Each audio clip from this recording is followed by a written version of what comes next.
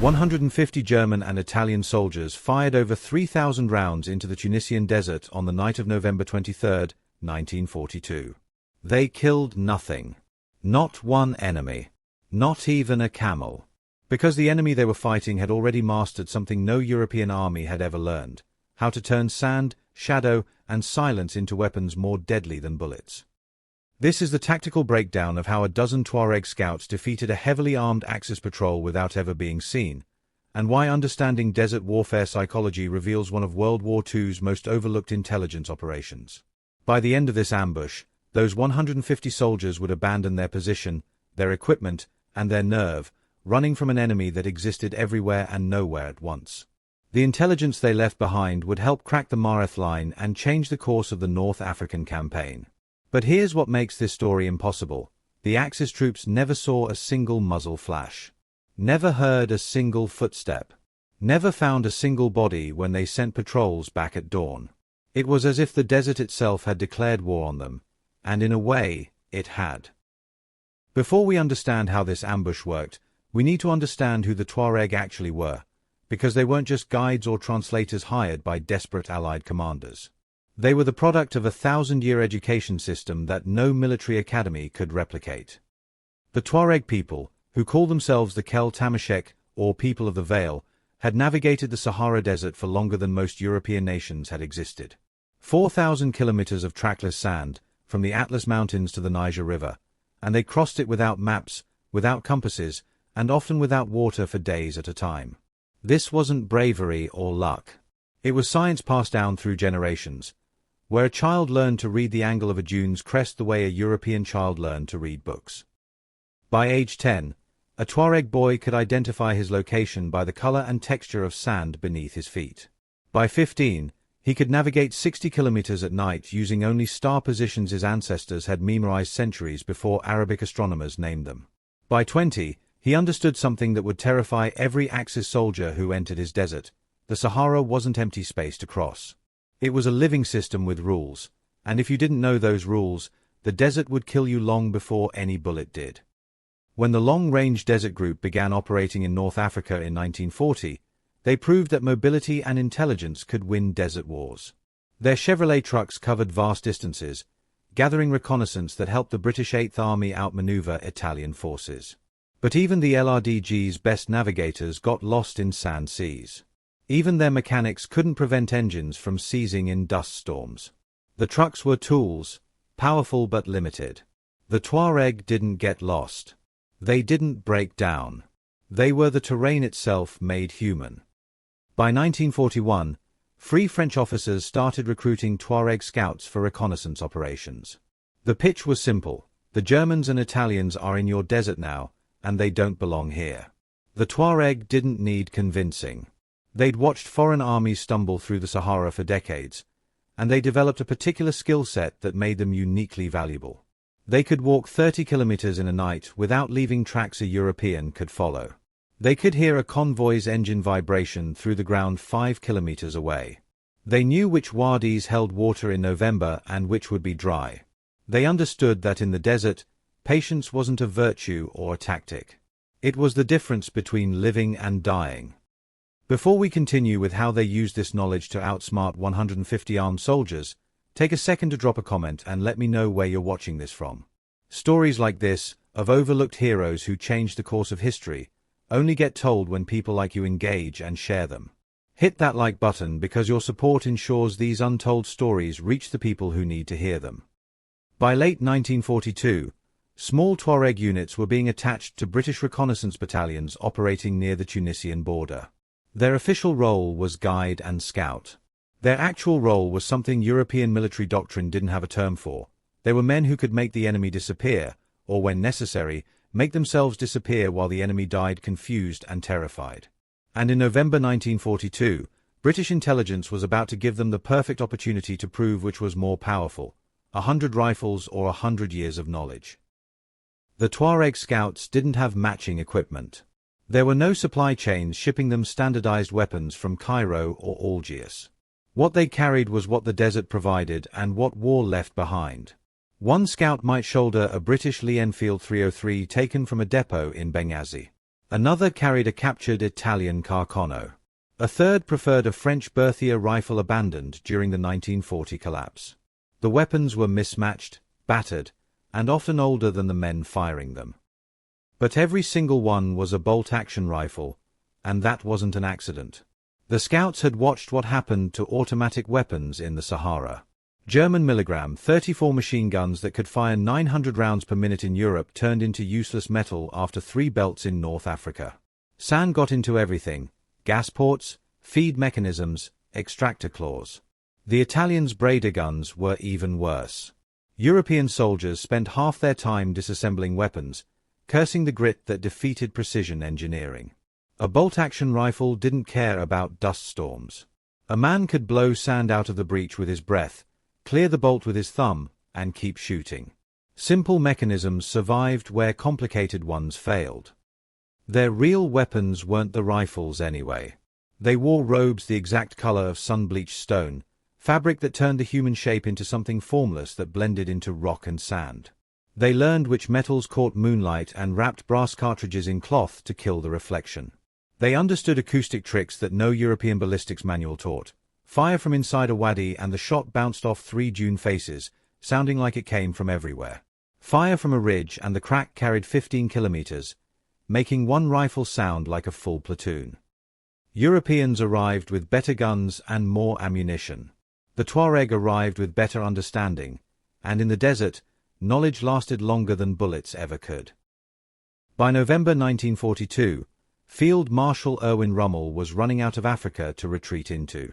The Desert Fox had lost at El Alamein, lost his supply lines at Tobruk, and now he was falling back toward the last defensible position left to the Axis in North Africa, the Mareth Line in southern Tunisia. The Mareth Line wasn't just trenches and barbed wire. It was a French-built fortress system that stretched from the Mediterranean coast to the Sahara, originally designed to stop Italian invasions from Libya. Now Rommel was using it to stop the British Eighth Army from pushing into Tunisia.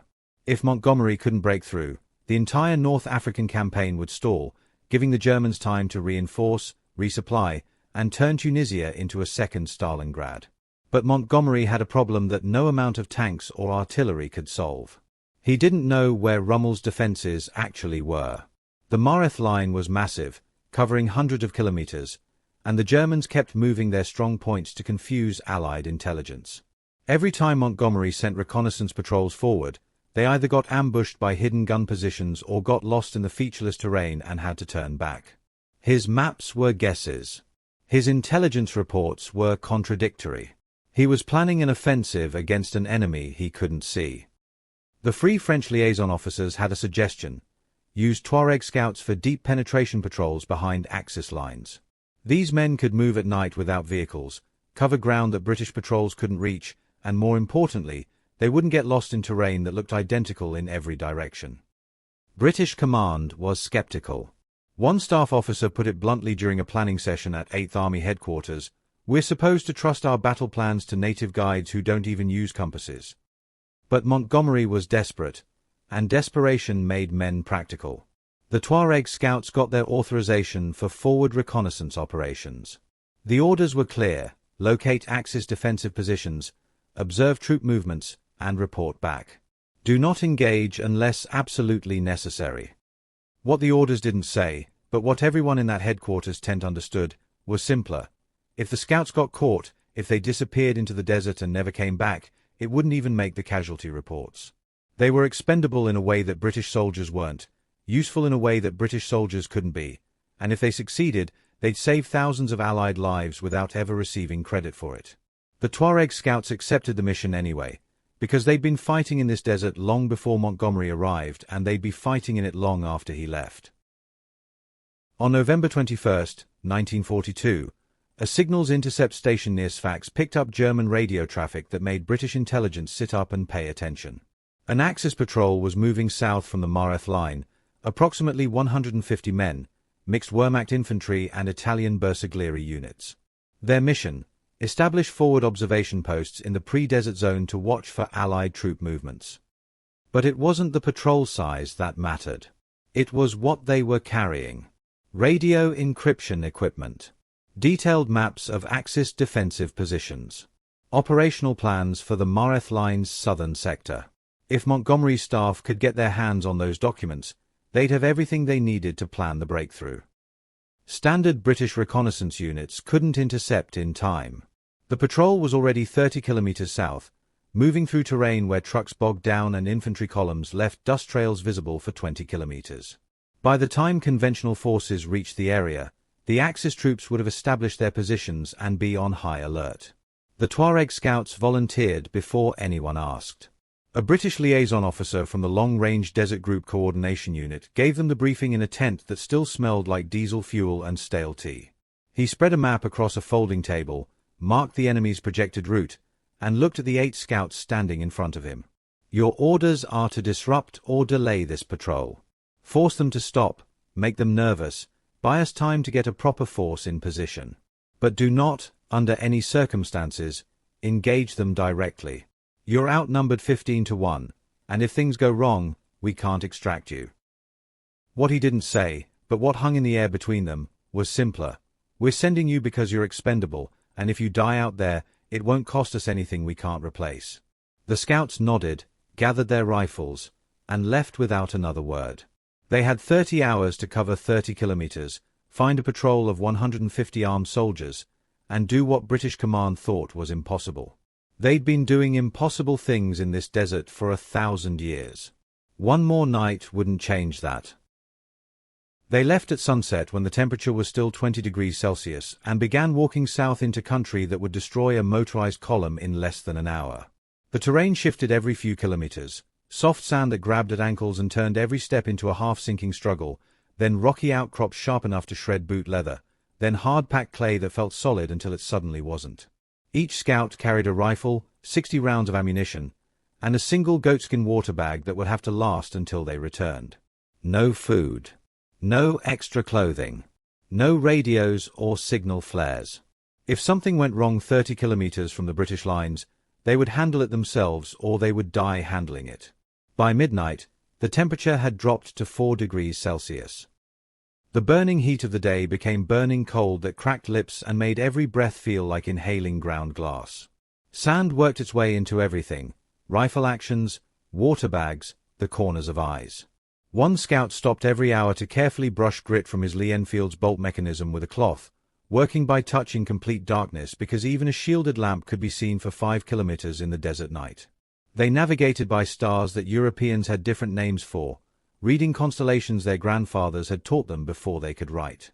When clouds covered the stars, they navigated by the feel of the ground underfoot, the grain of sand changing texture as they moved from one geological zone to another, subtle enough that a European would never notice but clear as road signs to men who'd walked this desert since childhood.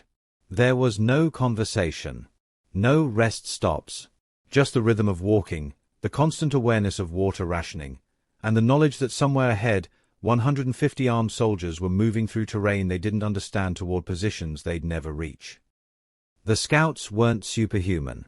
Their feet blistered. Their lips bled. Sand scraped their throats raw with every breath.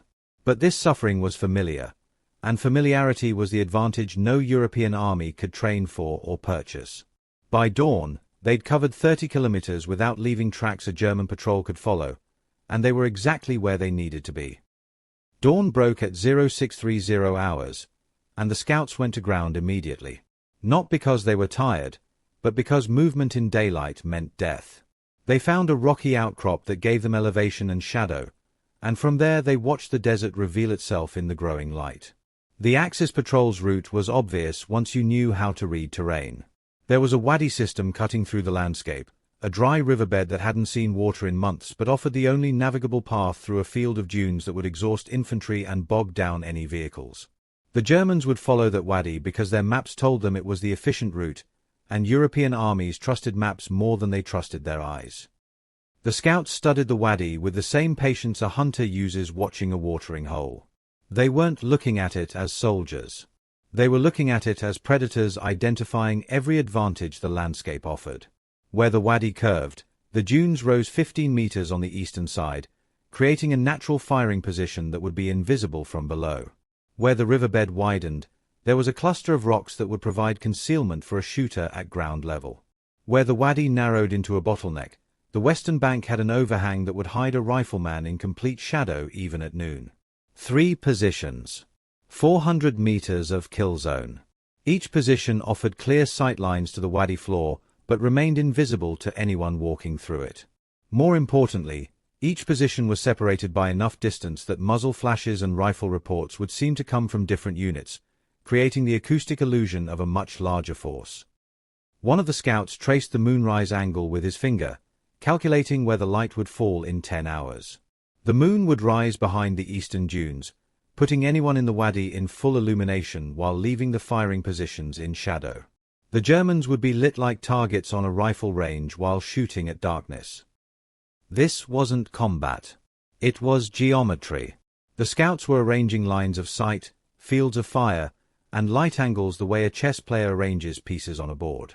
The difference was that the Axis soldiers didn't know they were playing, didn't know the board existed, and wouldn't understand the rules even if someone explained them. The scouts marked their firing positions mentally, noting which rocks provided the best backstop to prevent ricochet, which angles offered the cleanest escape routes, and where they'd place their water bags so they could drink without exposing themselves.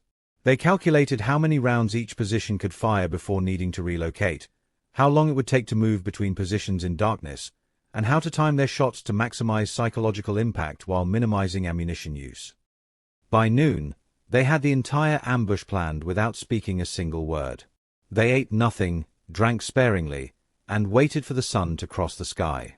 The Axis patrol was 12 hours away from entering a trap that had been set by the desert itself, and the desert had been waiting for invaders like this for thousands of years. At 0200 hours on November 23rd, the Axis patrol entered the wadi system exactly where the scouts had predicted they would. 150 men moving in a loose column formation, Germans at the front, Italians in the middle, more Germans at the rear. They were talking, not loudly but not quietly either, the kind of noise soldiers make when they think they're in safe territory. Their officers had told them this sector was clear, that the British were still 60 kilometers north, that the biggest danger was heat exhaustion and getting lost. The lead elements were halfway through the kill zone when the first shot cracked across the desert. A German radio man dropped, his equipment clattering against rock. The sound of the shot didn't come from one direction. It seemed to bounce off the dune faces, echoing from the east, then the north, then somewhere overhead. The patrol froze for 3 seconds, trying to locate the shooter, seeing nothing but moonlit sand and shadow. Then silence. 30 seconds of absolute quiet where the only sound was wind moving across dunes and the heavy breathing of 149 men who just realized they weren't alone. The second shot came from a completely different angle. An Italian corporal jerked backward, and this time the acoustic confusion was worse because the report seemed to come from the western bank while the echo suggested southern high ground. The German officers started shouting orders, trying to establish a perimeter, but you can't form a perimeter against an enemy you can't locate. The Axis troops began returning fire at shadows, at dune crests, at anything that might conceal a rifleman.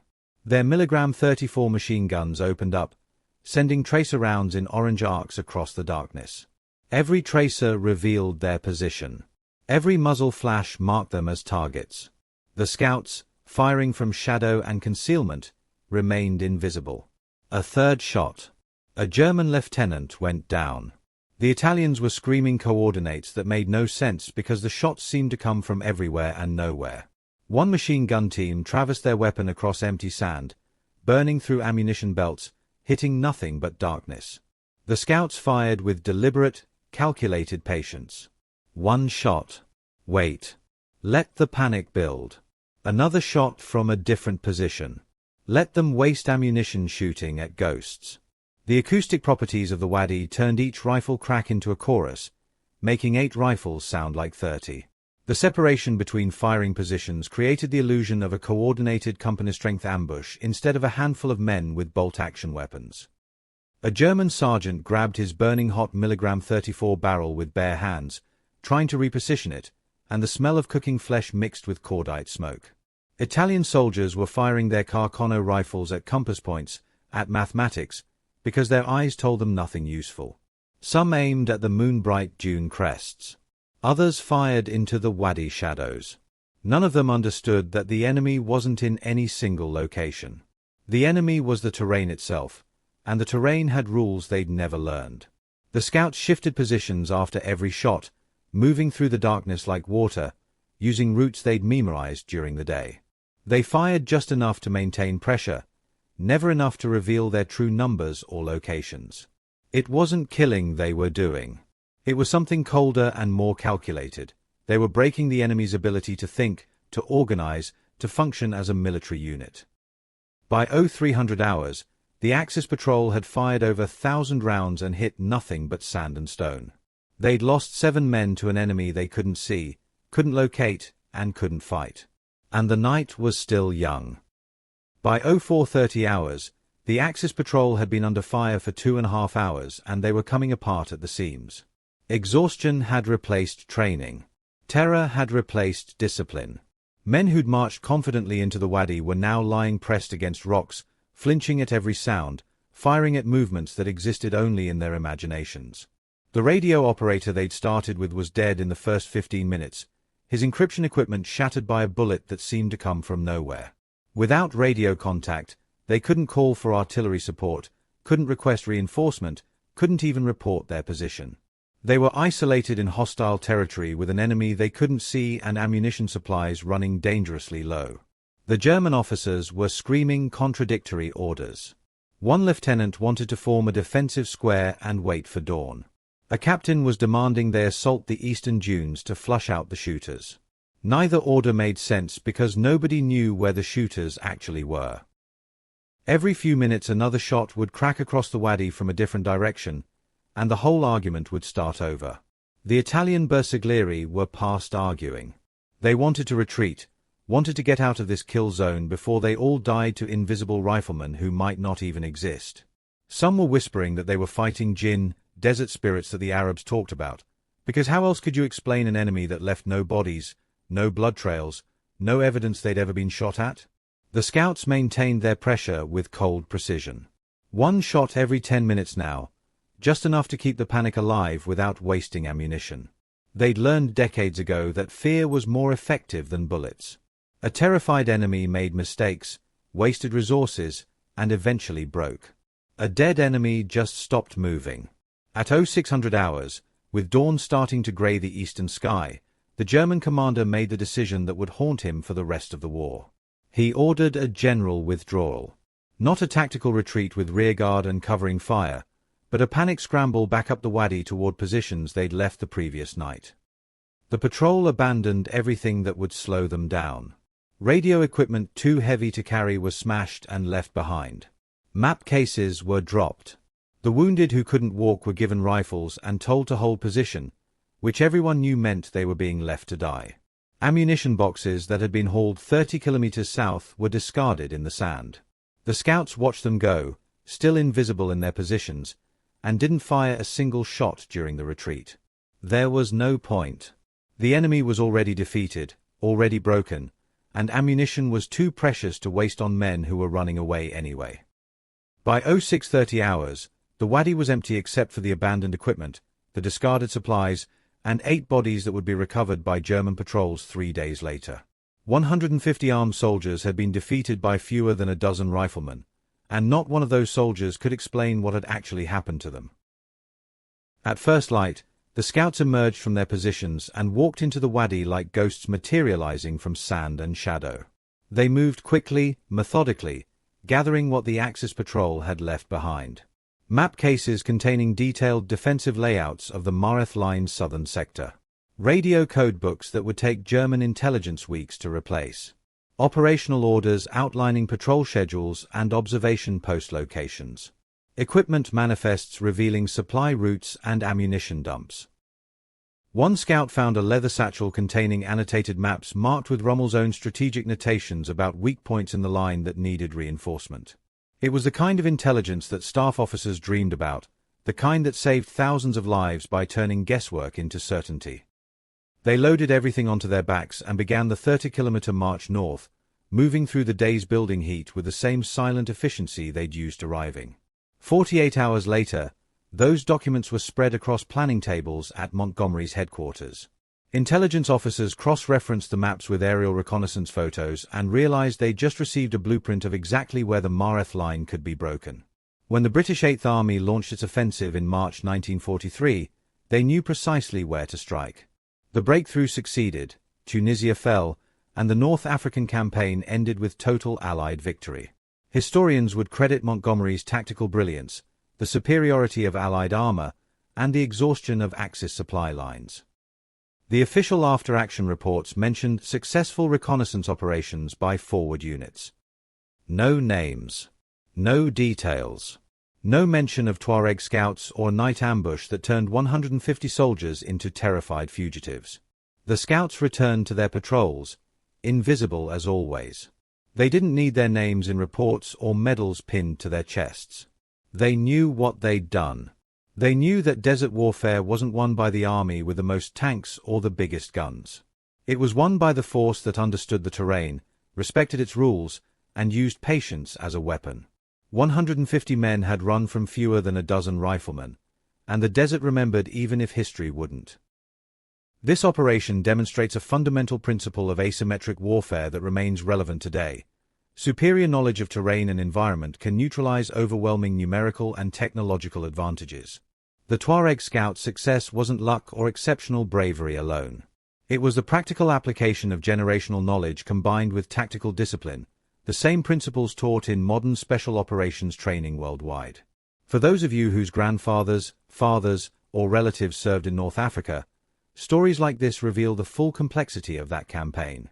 Victory wasn't just tanks at El Alamein or Patton in Tunisia. It was also scouts whose names we'll never know, fighting battles that never made the newspapers, contributing intelligence that shaped entire offensives. If you found this story valuable, hit that like button and share it. These untold accounts only survive when people like you engage with them, discuss them, and pass them on. Your comments, your shares, and your support ensure that the next generation learns about all the heroes who won that war, not just the ones who made the history books.